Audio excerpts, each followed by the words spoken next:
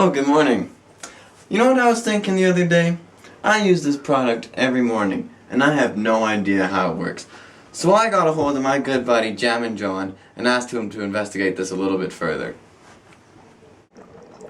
Hi, I'm Jammin' John, and I heard you guys wanted to know a little bit more about how antiperspirant works. Well, it's your lucky day because I happen to be the specialist of aluminum chlorohydrate, which just happens to be the active ingredient in our antiperspirants. It's also known as aluminum hydrochloride. Now, how aluminum hydrochloride works is when it gets applied to your skin, it's going to ionize, it's going to split up, and it's going to turn into aluminum hydroxide. Now, this aluminum hydroxide is kind of going to act as a plug, okay? It's going to form something that the sweat cannot get through, and it's just going to plug up your sweat glands just like that, so that the sweat can no longer get through. Pretty cool, hey?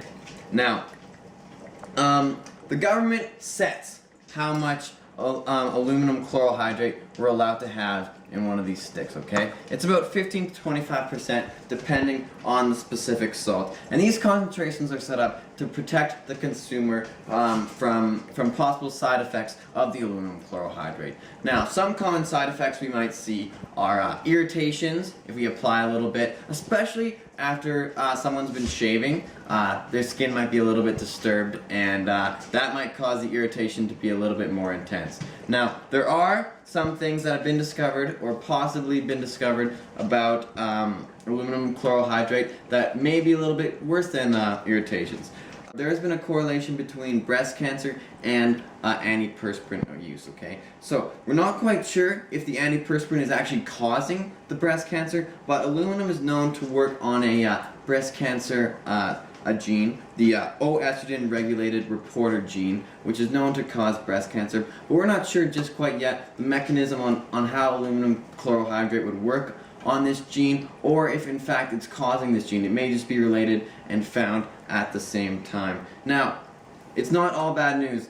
Aluminum chlorohydrate is not just a one-trick pony, okay? We also find it in water treatment facilities. What it does is it's a coagulant, which means it's going to go around and it's going to grab hold of all the dirt molecules, all the stuff we don't want in our water, that's going to change it from looking like this to clear drinking water, okay? It's going to grab hold of the big particles that it can, and it's going to get heavy, and it's either going to sink to the bottom of the solution, or it's going to be physically filtered out and not get passed into later steps of the water filtration.